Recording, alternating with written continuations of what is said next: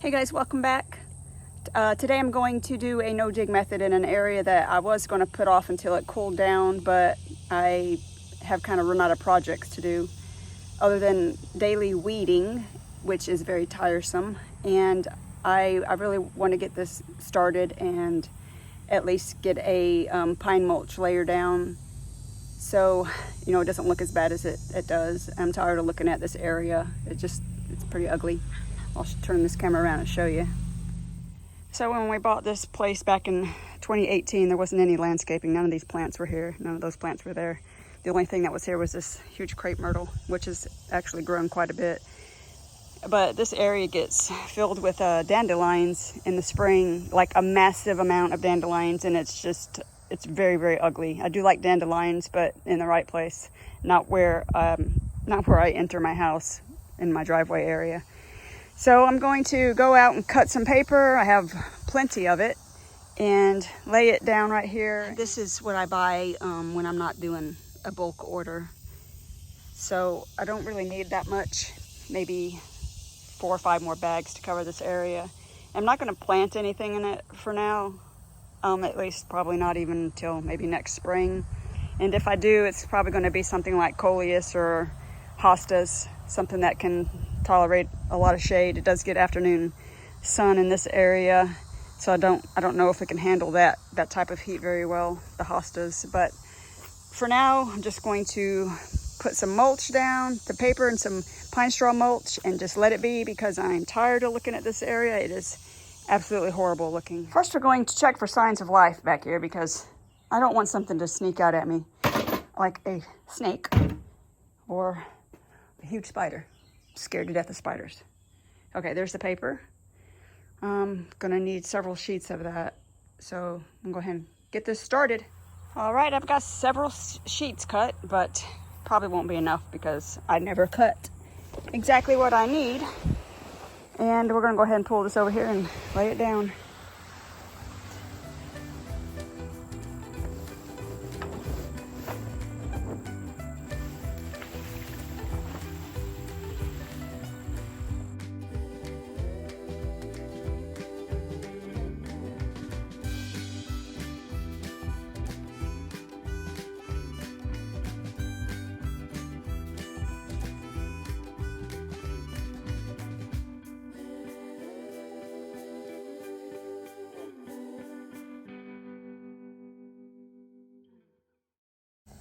Okay, I'm a little out of breath. Why am I out of breath? One thing I have yet to do is to mark the edge on this, how I'm going to have it come. I'm probably going to come off of this curve back here and curve it around gently just to match the edging on this bed over here. So I still have to angle that out. Some of you may be wondering what's going on with this crepe myrtle. This is a natural shedding process for it. It does it this time of year, every year. I have 2 more in the front. I'll walk around and show you. It's pretty ugly. One of my sons likes to come over and peel the bark off of it, but it leaves it with this gorgeous cherry colored bark, this really deep, kind of a rust color, but it's called the cherry bark a cherry bark Natchez crepe myrtle. Let's go look at the other ones. This one is looking pretty ridiculous. It looks like it has mange, but it's going to reveal an absolutely gorgeous bark once this all comes off. It looks horrible. And then the other one is over there. The grass has been growing like ridiculous because we've had rain, I think, every day for the last probably 10 days. It's insane. At least we didn't have a drought this year. My husband needs to come cut it again.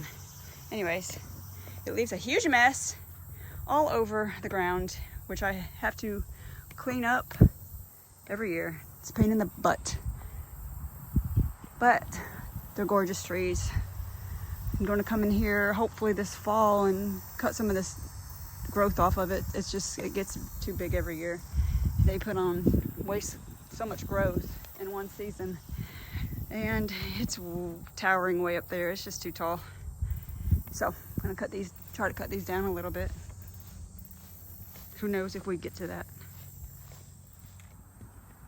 I'm gonna wait until this area is in the shade. It's just way too hot for me to be over here digging and edging.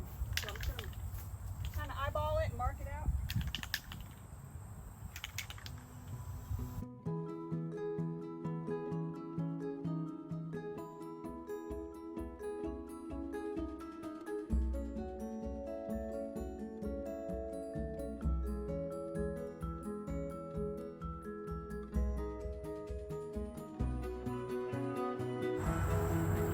Looks good enough for me.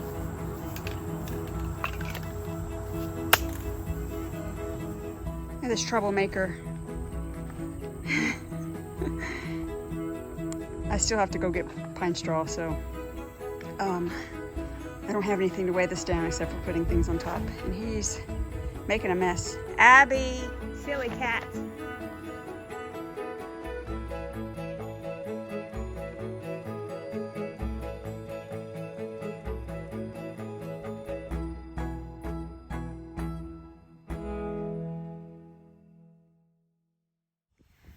Okay, I'll spread that out a little bit later when I get more of these bags of pine straw. So that's probably about the area that one bag will cover. So I'm thinking maybe 4 more bags, 5 tops. And I found some bricks just to hold this paper down until I get it completely covered. Hopefully my kitten doesn't mess this up or the wind doesn't get too fierce. So my husband worked overtime today and he asked if I needed pine straw, and I said, yes, please. So he went and picked up 4 more bales for me. I may be short one, I'm not sure. I just kind of tried to guess how many I needed. So I'm going to finish laying this out and probably spray it down with some water to just settle it in. I'm hoping this one doesn't have a lot of weeds in it, because the last one that I opened up just had a lot of weed seeds in it, and I've never seen that before in any of these.